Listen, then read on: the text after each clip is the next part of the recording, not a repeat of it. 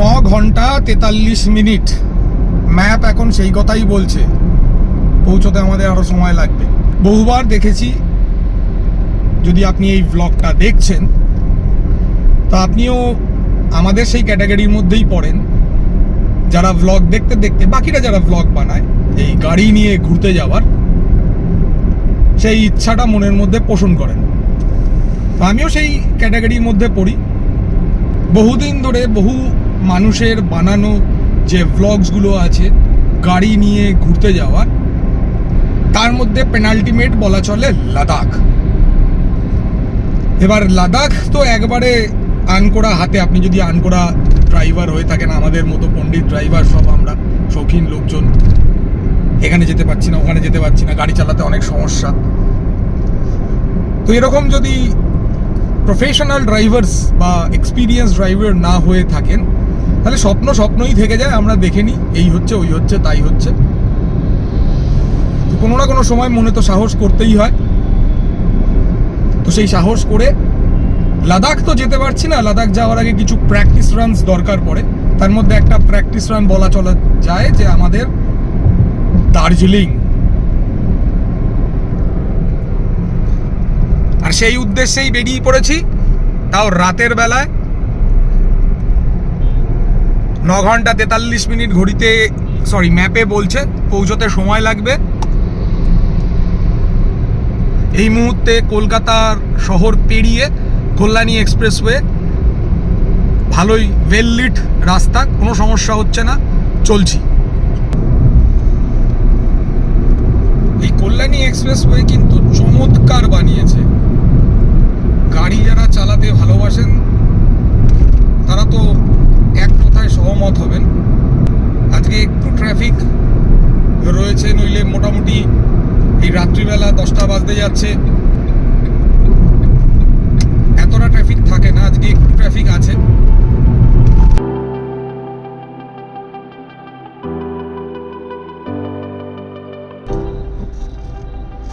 Toll plaza চলছে না, তাও টোল প্লাজায় জ্যাম। চালু টোল প্লাজায় জ্যাম হয় সেটা তো দেখেইছি আমরা। যে টোল প্লাজা চলছে না, বন্ধ টোল প্লাজা, সেখানেও জ্যাম। যাই হলো, কল্যাণী এক্সপ্রেসওয়ের টোল প্লাজা এখনো তো চালু হয়নি, সব ভিডিওতেই দেখা যায়, এই ভিডিওতেও দেখতে পাচ্ছেন। কল্যাণী এক্সপ্রেসওয়ে স্পিড লিমিট তো 80। রাত্রিবেলায় আমাদের আনকোড়া হাতে চালাতে খুব একটা কোনো সমস্যা হচ্ছে না। 80 তো 80 মেনটেন করা যাচ্ছে। রাস্তা যথেষ্ট, এর থেকে ভালো রাস্তা হবেও না এরকম, মানে matter of fact. Properly guarded রয়েছে, এলিভেটেড রয়েছে, যেখানে যেখানে ক্রসিং আছে 3টে লেন, কখনো 2টো লেন হয়ে যাচ্ছে, কিন্তু ওয়েল লিট, আলো ভালো আছে। রাত্রিবেলা বেরিয়েছি ঠিকই, একটা জিনিস অত্যন্ত টেনশনেই আছি, সেটা হচ্ছে গাড়ির আলো তো আমাদের এত ভালো না, সেটা নিয়ে কি হবে। এই কল্যাণী এক্সপ্রেসওয়ের মতো রাস্তা যদি পুরোটাই হয় তাহলে তো কোনো ব্যাপারই না, কিন্তু ভিডিও থেকে যেটুকু দেখে শিখেছি সেরকম ব্যাপার তো নেই। আলোবিহীন রাস্তা এখন সামনে প্রচুর পাওয়া যাবে। কল্যাণী এক্সপ্রেসওয়ের আরেকটা জিনিস, যদি উত্তর ভারতে যারা ঘুরতে যান তাদের ব্লগ দেখে থাকবেন, বা সেই জাতীয় রুটসগুলো, স্পেশালি যারা দিল্লি থেকে চণ্ডীগড় হাইওয়ে ধরে মানালি যাচ্ছেন, চারপাশে কত ধাবা ধাবা ধাবা ধাবা দেখা যায়। আমাদের এই কল্যাণী এক্সপ্রেসওয়েটাও ছোটোখাটো মিনি সেই চণ্ডীগড় হাইওয়ে টাইপ হয়ে যাচ্ছে। যথেষ্ট হাই স্পিড রাস্তা আছে, আর চারদিকে প্রচুর ক্যাফেস, চায়ের দোকান, বার্স প্রচুর রয়েছে। অনেকটা ছোট মিনি চণ্ডীগড় টাইপের ফিলিং আসছে। তো আমরা যারা আর কি মনে মনেই বাড়িতে বিছানায় শুয়ে শুয়েই ইউটিউব দেখতে দেখতেই ঘুরে ফেলছি, তো আমাদের কাছে এই জাতীয় ব্লগ অত্যন্ত প্রিয়। আমরা দেখেছি, দেখে অনেক শেখার চেষ্টা করেছি, আর আগামী 2-3 দিনে সেই শেখাগুলো কতটা কাজে লেগেছে, নিজেদের এই আনকোড়া হাতকে কতটা পোক্ত বানাতে পেরেছি ইউটিউব দেখে ড্রাইভিং শেখা, সেটা বোঝা যাবে। আপনারাও বুঝতে পারবেন এই ব্লগ দেখে যে আমরা কত দূর পৌঁছলাম।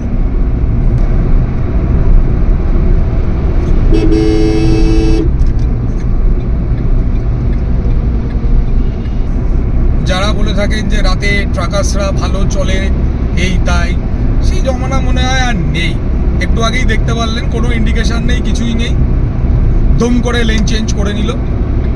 স্লো ট্রাক কখনো ফার্স্ট লেন, কখনো মিডল লেন, কখনো এক্সট্রিম লেফট লেন, যে যেরকম পাচ্ছে চলছে।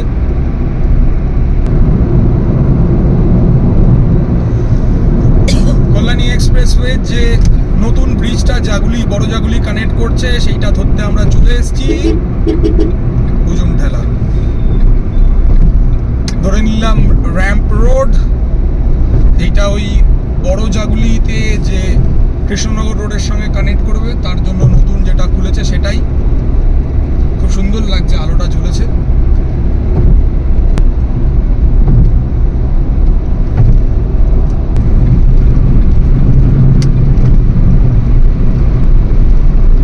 যেখানে যেখানে আলোওয়ালা রাস্তা পাচ্ছি চেষ্টা করছি যতটা পারা যায় সময়টা মেক আপ করে নেওয়ার, স্পিড লিমিটের মধ্যে থেকে যতটা হাই স্পিড চালানো যায় সেফটির কথা মাথায় রেখে, যা আর কি ইউটিউব থেকে শুনেছি দেখেছি সেটাই করার চেষ্টা করছি। নিজের আয়ত্তের মধ্যে নিজের গাড়িকে বুঝে যে স্পিডটা মেনটেন করা যায় সেটাই করার চেষ্টা করছি।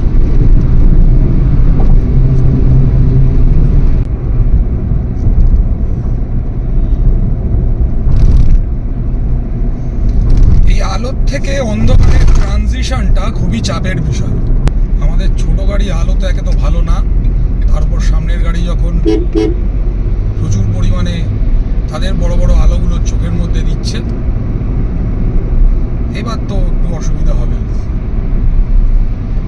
চলে এলাম এই বড় জাগুলি মোড় কল্যাণী এক্সপ্রেসওয়ে থেকে। এবার কৃষ্ণনগর রোডে ওঠা।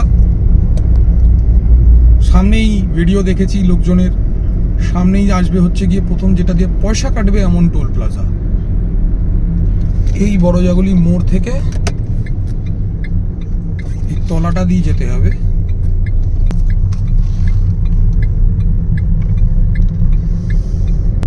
NH34 পুরনো নাম ছিল, এখন NH12 হচ্ছে। নতুন সরকার এসে নামকরণ করে দিয়েছে NH12। ওর উপর দিয়ে এসে জুড়ছে, আমরা এই তলা দিয়ে গিয়ে উঠবো। আর যতদূর ভিডিওতে দেখে মনে পড়ছে আর কি, সামনেই হচ্ছে গিয়ে প্রথম টোল প্লাজাটা আসবে যেটা পয়সা কাটবে। আর এই কল্যাণী এক্সপ্রেসওয়ে টোল প্লাজাটা তো এখনো চালু হয়নি, সুতরাং ওটায় পয়সা নেই। দেখতে দেখতেই পৌঁছে গেলাম হুশ করে আমাদের সফরের প্রথম পয়সা কাটা টোল প্লাজা। এটা বোধহয় কৃষ্ণনগর, বারাসাত কৃষ্ণনগর বা এরকম কিছু টোল প্লাজার নাম তো জানি না। আমার কাছ থেকে শেখার চেষ্টাও করবেন না, আমি নিজেই আনকোড়া। বলে দিয়েছে প্রসিড বলে গাড়ির নাম্বার হয়ে গেল প্রসিড। লাইট আছে সামনে দেখতে পাচ্ছি তো, কতক্ষণ লাইট জ্বলবে? মানে লাইট বলতে স্ট্রিট লাইট গুলো, সেটা একটা প্রশ্ন। এই যে সেই টয়লেটগুলো, নীতিন গডকারি বলেছেন এই টয়লেটে ঢুকে ছবি তুলে পাঠালে যদি নোংরা থাকে কমপ্লেন করলে 1000 টাকা টোল পাওয়া যাবে।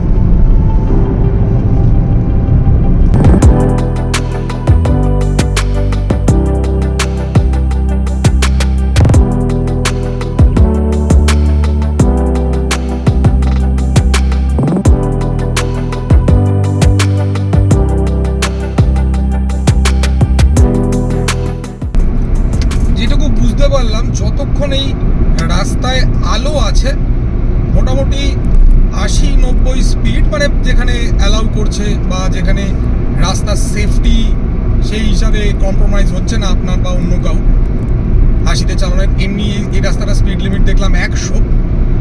যতক্ষণ আলো আছে ততক্ষণ আমাদের এই ছোট গাড়িটা নিয়ে আমরা আনকোড়া হাতেই আরামসে 80 তো চালানো যাচ্ছে, কিন্তু আলো তো বেশিক্ষণ নেই। এই যেরকম ট্রানজিশনটা দেখলেন, আলো গায়েব, তো ওই পাশ থেকে যে আলোগুলো চোখের ওপর এসে পড়ছে, এবার 80-তে চালানোটা বেশ। প্রফেশনাল ড্রাইভাররা তো নিশ্চয়ই চালিয়ে নেবেন, যারা এক্সপিরিয়েন্স ড্রাইভার তারাও চালিয়ে নেবেন। আমাদের মতো ড্রাইভারদের পক্ষে এইবার 80 চালানো তো খুবই সমস্যা। গাড়ি স্পিড মোটামুটি 70 নামছে, আরো নামছে। এই কারণে পরিষ্কারভাবে দূর অবধি দেখতে পাচ্ছি না। ক্যামেরায় কতটা এটা বোঝা যাচ্ছে সেটা তো বুঝতে পারছি না, কিন্তু আমরা যারা চার চক্ষু তাদের পক্ষে বহুত সমস্যা। একে তো কাঁচে এই লাইট রিফ্লেক্ট করছে, তারপর নিজেদের চশমায়। যাই হলো, সামনে একটা রিলায়েন্স বিপিজিওর পেট্রোল পাম্প দেখতে পাচ্ছি। এখানে একটা ছোট পিট স্টপ নিচ্ছি। এদের একটা ওয়াইল্ড বিন ক্যাফেও আছে দেখলাম, তো একটু কিছু খেয়ে নেবো আর ডিজেল ভরে নেব।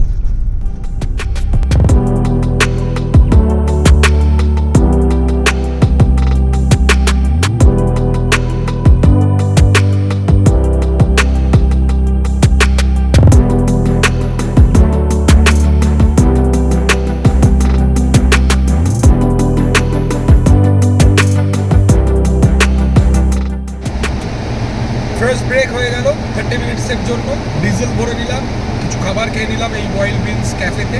এবার চেষ্টা করবো যাতে আর না দাঁড়াতে হয়, যতটা পারা যায় ডিস্টেন্স কভার করবো।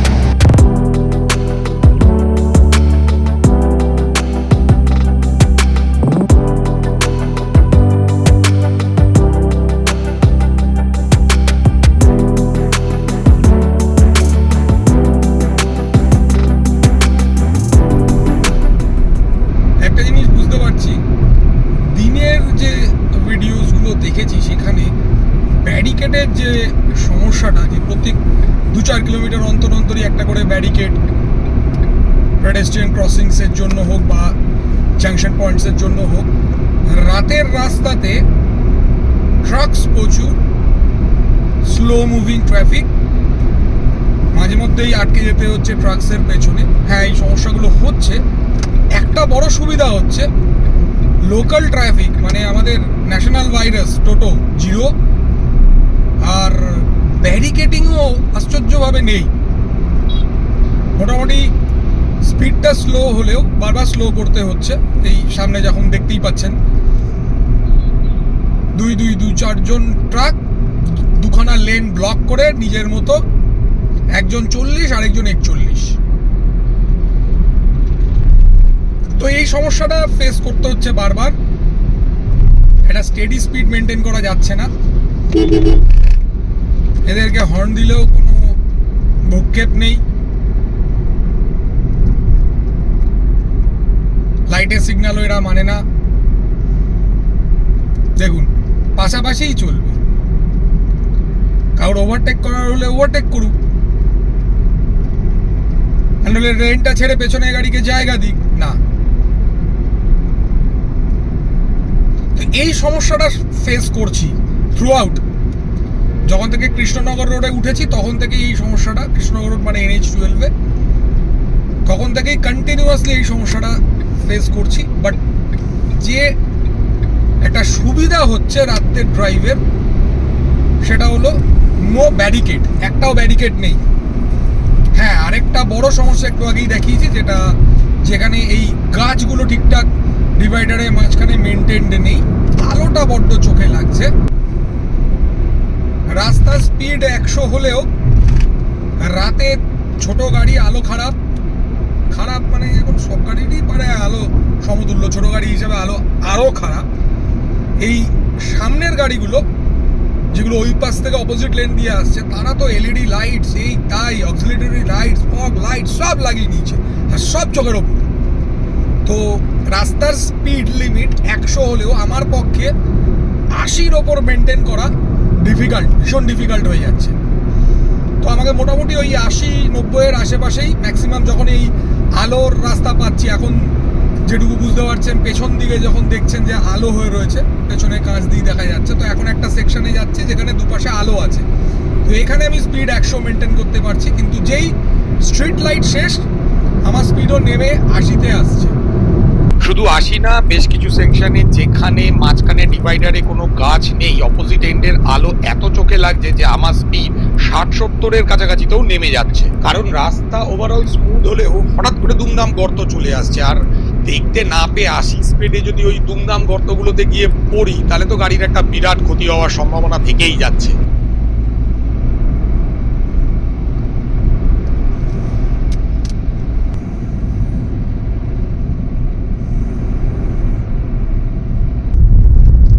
পয়সা কাটা দ্বিতীয় টোল, আর এমনি টোল হিসাবে 3 নম্বর টোল পৌঁছে গেছি। পয়সা কাটার এটা বোধহয় সেকেন্ড টোল। বড়জাগুলির পরে একটায় ছিল, তারপর কৃষ্ণনগর পর ক্রস করে এসে একটায় পৌঁছলাম। এটা হ্যাঁ, কৃষ্ণনগর থেকে বহরমপুর অবধি এইটার টোলটা কাটছে, যার লেখা আছে। তো ওই অ্যানুয়াল রিচার্জটা করার জন্য গড়পত্তা সব টোলই এখন তো 15 টাকা করে কাটার কথা।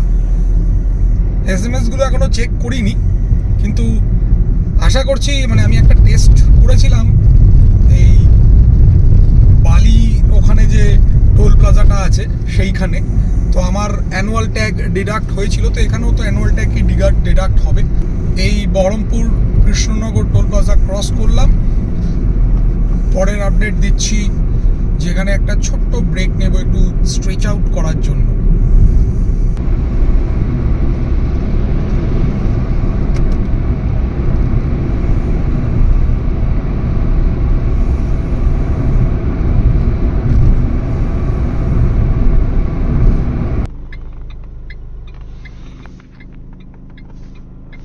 বিরাট ট্রাফিক জ্যামের মধ্যে আটকে গেলাম। ম্যাপ দেখে বোঝার চেষ্টা করুন কোন জায়গায় আছি। দেবগ্রাম দেখাচ্ছে, তো ম্যাসিভ ট্রাফিক জ্যামে আটকে আছি। কিছু করার নেই, নিয়ম ভাঙতেই হলো। কিছু গাড়ি অপোজিট লেন দিয়ে আর কি ট্রাফিক জ্যামটা ক্রস করার চেষ্টা করছে, তো আমরাও ওই হ্যাজার্ড লাইটটা জ্বালিয়ে নিয়ে ওই গাড়িগুলোর পেছনই আর কি এই লম্বা ট্রাফিক, এটা বেশ কয়েক কিলোমিটারের ট্রাফিক জ্যাম এই দেবগ্রাম বলে দেখাচ্ছে ম্যাপে এখানে। তো দেবগ্রামের আগে এই ট্রাফিক জ্যামটাকে আমরা একটু ক্রস করার চেষ্টা করছি। প্রায় আধ ঘন্টা জ্যামের মধ্যে আটকে ছিলাম, এখনো তো জ্যাম দেখাচ্ছে, সামনে আরও আছে।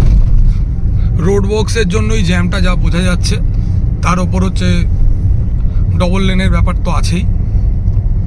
হেভি ধুলো উঠছে, এয়ার ফিল্টারটা মনে হচ্ছে এখানেই শেষ হয়ে যাবে।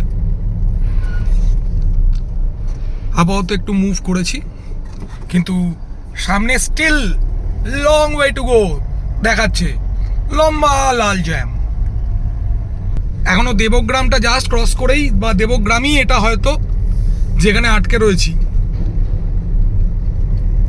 টোটাল 45 মিনিটস হয়ে গেছে জ্যামের ল্যাচ থেকে শুরু করে এই অবধি, আর জ্যামে দাঁড়ানোর যে ব্যাপারটা আছে সেটা নিয়েও।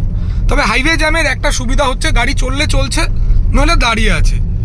ওই টানা ক্লাচ করে যাও আমাদের শহরের মতো, ওই এক পা করে এগোও, সেরকম ব্যাপার নেই। রাত্রিবেলার এই হাইওয়ে জ্যামটা দেখলাম, আইদার গাড়ি চলছে নইলে দাঁড়িয়ে আছে, মানে স্ট্যান্ড স্টিল দাঁড়িয়ে আছে। তো লাদাখ যাওয়ার দরকার নেই, এখানেই দুয়ারে লাদাখ প্রকল্প হয়ে গেছে।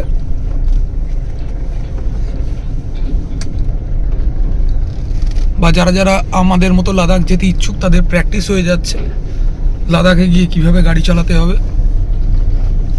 প্র্যাকটিসই তো করতে এসছি লাদাখের স্বপ্নের, তো সেটাই আর কি গভর্নমেন্ট থেকে দিয়ে দিচ্ছে।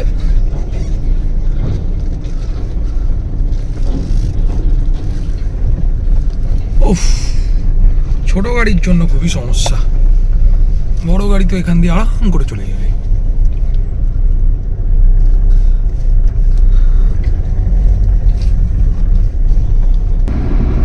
তো পেরিয়ে উঠে গেছি জ্যাম আমরা, রাস্তা আবার খুলে গেছে। ওই পাশে তো ট্রাফিক এখনো লেগে রয়েছে, বিরাট জ্যাম ওই পাশে। মানে ফারাক্কায় দেখায় লোকজন যে ফারাক্কা ব্যারেজে বিরাট আর কি ট্রাফিক হচ্ছে, বিরাট সমস্যা হচ্ছে। তো সেই সমস্যাটা আমরা ফারাক্কা যাওয়ার অনেক আগেই পেয়ে গেলাম দেবগ্রামে। ওরকমই অবস্থা আর কি, যেটা কলকাতা বাউন্ড লেনটা সেটা তো এখনো চলছে জ্যাম, কখন পেরিয়ে এসছি। সার দিয়ে লরি ট্রাফিক দাঁড়িয়েই রয়েছে। তো স্বাভাবিক বিষয়, ছোটো গাড়িগুলো চেষ্টাই করবে আর কি এই পাশে অপোজিট লেন ধরতে, শুধু ছোট গাড়ি না, এখন তো লরি ফরি সবাই যে যা পারছে আর কি অপোজিট লেন ধরছে। মানে আমি আটকে থাকলে আমি এদেরকে গালাগালি দিয়ে কি করবো, আমি আটকে থাকলে আমিও অধৈর্য হয়ে গিয়ে অপোজিট লেনই ধরতাম। পুলিশ প্রেজেন্স তো জিরো, এমন তো না যে ধৈর্য ধরে দাঁড়াবো আর খুলে যাবে, ইন্ডিয়া বলে কথা। তো সেটাই চলছে আর কি, ওপাশে এখনো ট্রাফিক লেগে রয়েছে। অনেকটা সময় আর কি এখানে, প্রায় more than 1 hour, close to 1 hour এখানেই লেগে গেল ট্রাফিক জ্যামে।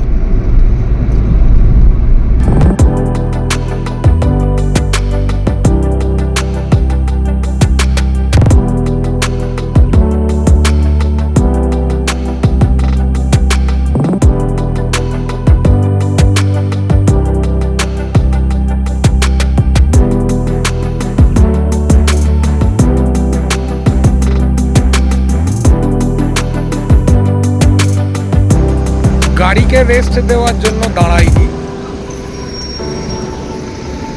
দাঁড়িয়েছি হচ্ছে পেছন ব্যথা করছে, হেভি ব্যথা করছে। এত যে ভিডিওসগুলো দেখলাম, এত যে শিখলাম কিভাবে কি করতে হয় না করতে হয় হ্যান ত্যান, কেউ বললো না পিছন ব্যথা করলে কি করতে হয়। Anyway, that is the point, যে পেছন ব্যথা করছিল বলে দাঁড়াতে হলো, নইলে কন্টিনিউ করতে পারতাম। খুব আনন্দ হচ্ছে, খুব এনজয় করছি, স্পেশালি গাড়িটাকে এনজয় করছি। বহুদিন পর গাড়িটা, মানে বেসিক্যালি শহরের রাস্তায় 3rd গিয়ার 1500 RPM মানে অনেক, সেখানে এই যে ডিজেলটার টার্বোচার্জ ডিজেলের যে মজা, ও হাইওয়েতে আসলেই বোঝা যায়। হ্যালোর খুব কষ্ট হচ্ছে, চোখে খুব খুব খুব স্ট্রেংথ পড়ছে, আর পিছন ব্যথা করছে। একটু স্ট্রেচ আউট করে নিই, তারপর হোপফুলি নেক্সট টার্গেট হচ্ছে, দেখেছি ওই ডালখোলার ওখানে একটা পাম্প আছে ভারত পেট্রোলিয়াম, সবাই ওখানেই দাঁড়ান, তো চেষ্টা করবো সেখানে নেক্সট দাঁড়ানো। ফারাক্কা ঢুকছি, ঘড়িতে বাজে 3:30। সামনে একটা অ্যাম্বুলেন্স,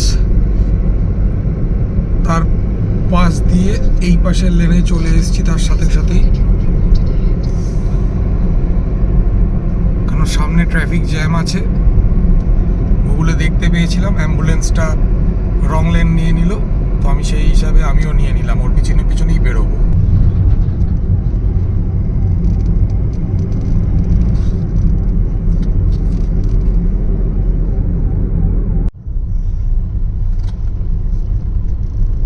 উঠে পড়েছি ফারাক্কা ব্যারেজে। ট্রেন দেখারও সৌভাগ্য হয়ে গেল পাশ দিয়ে।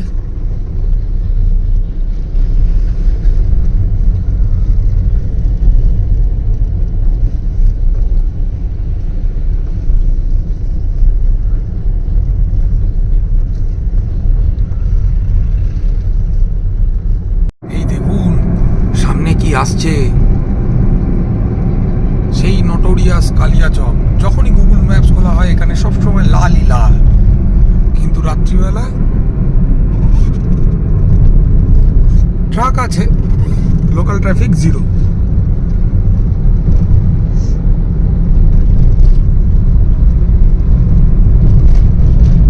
এই যে কালিয়াচক ক্রস করছি,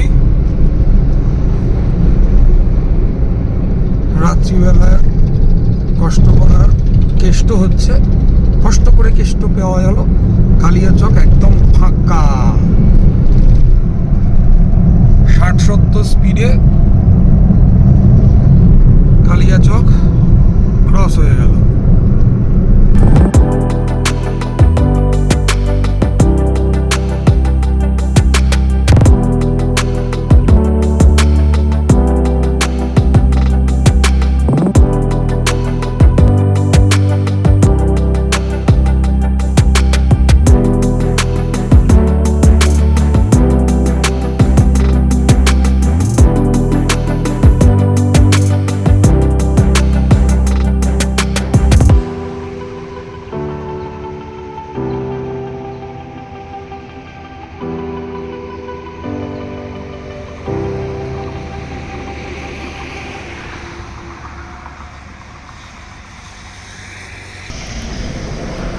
চা বাগান।